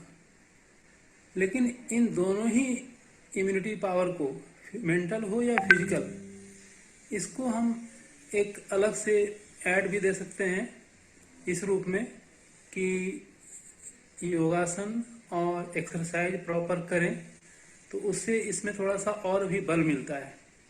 लेकिन मेंटल इम्यूनिटी बढ़ाने के लिए मेडिटेशन सबसे अच्छा प्रभावी तरीका है। और मेडिटेशन सिखाने के लिए ब्रह्मा कुमारी में कई सारे तरीके हैं, वहाँ पर सीख सकते हैं। और इसमें मेडिटेशन तभी प्रभावी होता है जब आपका विचार सात्विक हो और आप पूरी तरह से स्पिरिचुअलिटी के साथ जुड़े हुए हों। यदि आपका स्पिरिचुअलिटी से संपर्क नहीं है तो आप जो मेडिटेशन करेंगे वो उतना प्रभावी नहीं होगा। और यदि मेडिटेशन प्रभावी नहीं होगा तो इसका असर इम्यूनिटी पर भी नहीं के बराबर पड़ेगा। रही बात योगासन और फिजिकल एक्सरसाइज से, तो इम्यूनिटी उससे भी बढ़ता है, नो डाउट, लेकिन उससे उतना नहीं बढ़ता जितना मेडिटेशन से बढ़ता है। इसलिए meditation is a must for mental immunity. और मेंटल इम्यूनिटी बढ़ाने के लिए मेडिटेशन आपको करना ही होगा। दूसरा पार्ट है फिजिकल इम्यूनिटी बढ़ाने का। तो फिजिकल इम्यूनिटी बढ़ाने के लिए स्पिरिचुअलिटी कैसे काम करेगा, इसको समझने के लिए हम आपको एग्जाम्पल देना चाहते हैं। मंदिर और गुरुद्वारों में जो भोग लगता है, वो भोग आप जब भी खाते हैं तो उससे जो नैसर्गिक आनंद आपको मिलता है उसका कोई सीमा नहीं है।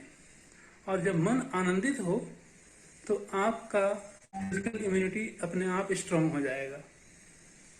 तो वहाँ पर जो भोग लगता है उसको खाने से हमें आनंद क्यों मिलता है, नैसर्गिक आनंद क्यों मिलता है? इसका कारण है कि वहाँ जो लोग खाना बनाते हैं, जो भोग बनाते हैं, वो प्रोफेशनल नहीं होते हैं। वो श्रद्धा भाव से पूर्णतः समर्पित होकर के खाना बनाते हैं या भोग बनाते हैं। और वो श्रद्धा से जुड़ा हुआ जो वाइब्रेशन है, पॉजिटिव वाइब्रेशन, वो उस खाना में जुड़ जाता है। और जब वो पॉजिटिव वाइब्रेशन उस खाना में जुड़ जाता है तो उसमें बहुत बल होता है, उसमें ईश्वर का बल जुड़ जाता है और वो खाना हमारे शरीर की इम्यूनिटी पावर को बहुत बढ़ाता है। तो फिर यही चीज़ हम घर में क्यों नहीं कर सकते? घर में भी हमें करना चाहिए। घर में भी जब खाना बनाते हैं तो उसमें भी पूर्णतः श्रद्धा और समर्पित भाव होना चाहिए ईश्वर के प्रति। और उस समर्पण के साथ वो खाना यदि बनता है तो उस खाने से भी हमें फिजिकल इम्यूनिटी बढ़ेगा। तो इसका तरीका यही हुआ कि घर में जब खाना बनाएं तो वो खाना हम अपने खाना के रूप में नहीं बनाएं, बल्कि ये समझ करके बनाएं कि हम ईश्वर का भोग लगाने के लिए खाना बना रहे हैं। और इसीलिए कहा जाता है घर में खाना बनाते समय कि पूरी तरह से सात्विक खाना होना चाहिए और खाना बनाने में कोई नेगेटिव वाइब्रेशन दिमाग में नहीं होना चाहिए। पूर्णतः शुद्ध होकर के सात्विक विचार से खाना को बनाएं और ईश्वर का भोग लगाएं, ईश्वर का पॉजिटिव वाइब्रेशन उसमें फीड करें। और जितना ज़्यादा आपका समर्पण भाव होगा उस खाने में, वो खाना उतना ही प्रभावी होगा फिजिकल इम्यूनिटी को बढ़ाने के लिए। ये तो हुआ खाना की बात। इसके साथ में पीना, पानी पीने के लिए जो हम यूज़ करते हैं उसे भी स्पिरिचुअलिटी के आधार पर पॉजिटिव वाइब्रेशन उसमें भी फीड करना चाहिए। और वो कैसे हम पॉजिटिव वाइब्रेशन उसमें डालते हैं, हम ये समझ लें कि वो पानी जो हमें पीना है दिन भर घर में सभी लोगों को, उसका कुछ हिस्सा हम पूजा करते समय अपने घर में रखें, अपने सामने आसन के साथ में, और उसमें पॉजिटिव वाइब्रेशन हम ईश्वर का फीड करें। ये इमर्ज करें कि पवित्र नदियों का पवित्र जल उसमें समाहित हो रहा है ईश्वर के प्रभाव से, और वो हमारे घर के सभी मेंबर जो पिएंगे इस पानी को उसको निरोग करेगा, उनका इम्यूनिटी पावर बढ़ाएगा। ये भावना मन में रखते हुए उस पानी को पॉजिटिव वाइब्रेशन यदि हम देते हैं तो पानी काफ़ी हमारे शरीर के इम्यूनिटी पावर को बढ़ाता है। और इस चीज़ को प्रैक्टिकली आप फील भी करेंगे। लेकिन ये पूर्णतः समर्पण भाव से होना चाहिए, पूर्णतः श्रद्धा से होना चाहिए, न कि एक मजाक के तौर पर, एक टेस्टिंग के तौर पर इसको देखा जाए। ऐसा नहीं होना चाहिए। ऐसा हुआ तो फिर कोई फायदा नहीं, उस चीज़ में आपको कोई भी प्रभाव उसका नहीं दिखेगा। तो जब भी घर में खाना बनाएं या पानी जो रखते हैं पीने के लिए, वो दोनों ही में एक बार ईश्वर का भोग लगाएं, दोनों ही चीज़ का, और उसमें उस भोग को श्रद्धा भाव से लगाएं और सभी लोग उसको ग्रहित करें। और इसका प्रभाव आप देखें शरीर का इम्यूनिटी पावर को बढ़ाने में कितना कारगर होता है। लेकिन सबसे बड़ी बात तो ये है कि लोग स्पिरिचुअलिटी पर विश्वास ही नहीं रखते, कई लोग तो उनके लिए भी है कि नहीं, स्पिरिचुअलिटी पर विश्वास रखें। और ये प्रभाव जो मैं कह रहा हूँ, मेंटल एबिलिटी बढ़ाने के लिए, मेंटल हेल्थ बढ़ाने के लिए, मेंटल इम्यूनिटी बढ़ाने के लिए मेडिटेशन, और फिजिकल इम्यूनिटी बढ़ाने के लिए घर में सात्विक विचार से बनाया गया खाना, और पीने के लिए जो पानी है उसमें पॉजिटिव वाइब्रेशन ईश्वर का इमर्ज करते हुए फील करें कि जिससे वो पानी पूरी तरह से पवित्र हो जाए, शुद्ध हो जाए और निरोगी हो जाए।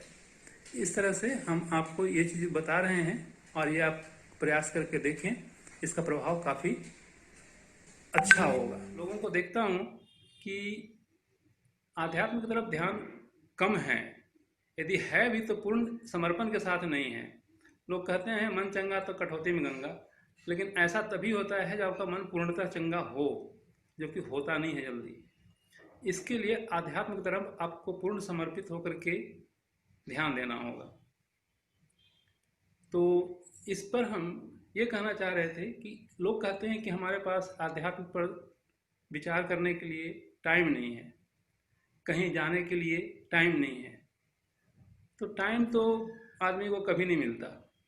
आप किसी नदी के किनारे बैठे रहें इस इंतजार में कि बहता हुआ नदी है, काफ़ी तेज़ धारा बह रहा है, पानी खत्म हो जाएगा तब हम नदी पार कर जाएंगे, तो ऐसा कभी नहीं होगा और आप जिंदगी भर बैठे रह जाएंगे नदी के किनारे।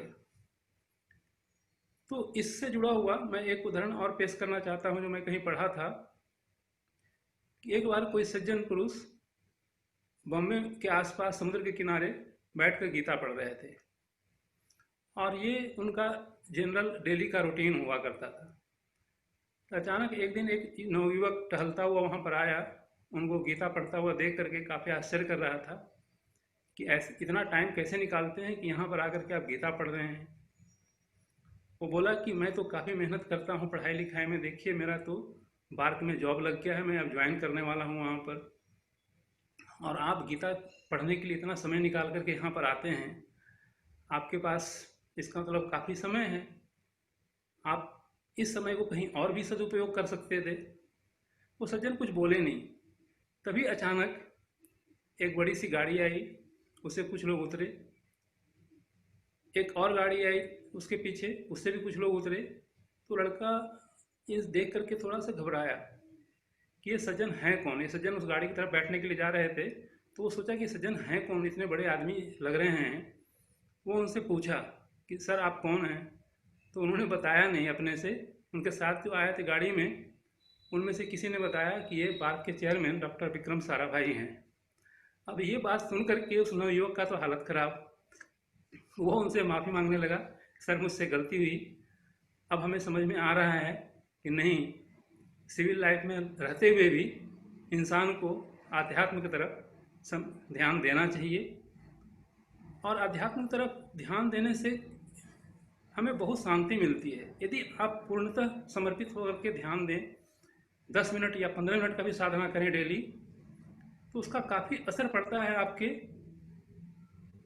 मानसिक स्थिति पर। आप प्रतिकूल स्थिति में शांत रहने के लिए प्रेरित होंगे, प्रतिकूल स्थिति को अपने अनुकूल बनाने के लिए भी आपको रास्ता नजर आएगा। तो इस तरह से कैसे ये सब हो सकता है, इसका बहुत सारा तरीका है। तो इसमें आप सिंपली इतना ही रखें कि 10 मिनट या 15 मिनट डेली आप किसी भी आराध्य जो आपके हैं उनके प्रति अपना ध्यान लगाइए और समर्पित भाव से ध्यान लगाइए। उस समय कोई भी विकार मन में नहीं आना चाहिए। तो इससे काफ़ी शांति मिलती है और जीवन में प्रतिकूल स्थिति से लड़ने का साहस भी बनता है। तो हम सभी से अनुरोध करेंगे कि आप जैसे भी हों, जितना भी इंगेज हों, आध्यात्म की तरफ अपना ध्यान रखने के लिए थोड़ा समय निकाला कीजिए, और इसका चमत्कारिक अनुभव आपको समय आने पर ज़रूर मिलेगा, ज़रूर पता चलेगा। इसलिए मेरी बातों पर आप ध्यान दें। धन्यवाद। participants if they want to ask anything. Mr. Ankur, good morning. Okay, you want to ask anything? Sir, at times I feel that जब हम इस तरह के सेशंस करते रहते हैं तो things are very smooth for us. But Okay. later on in our day-to-day lives, we feel very stressed over a period of time once again.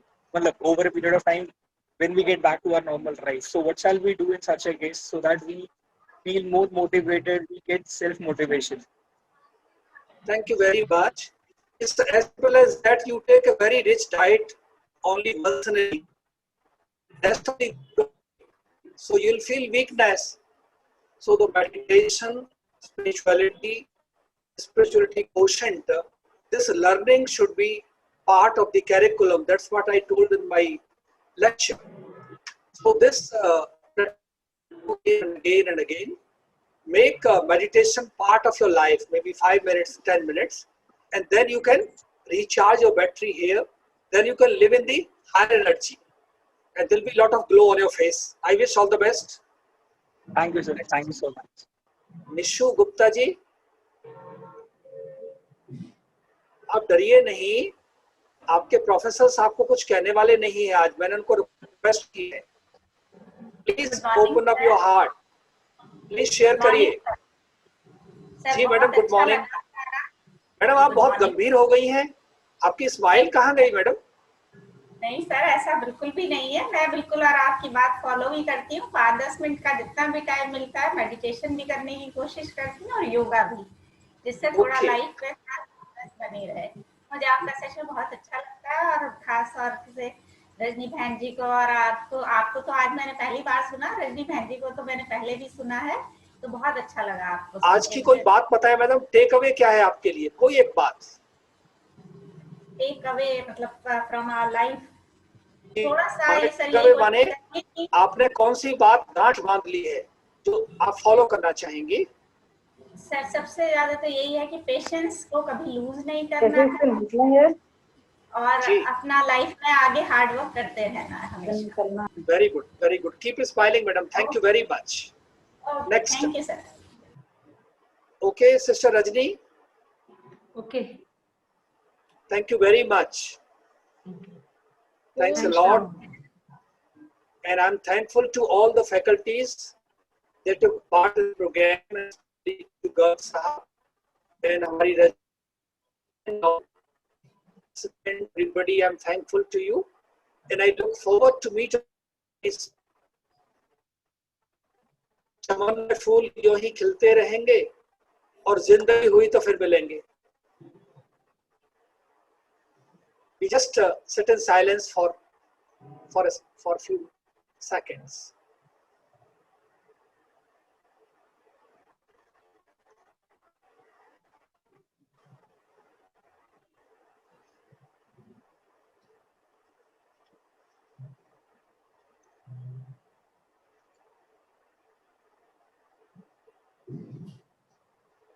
Thank you. Thank you very much.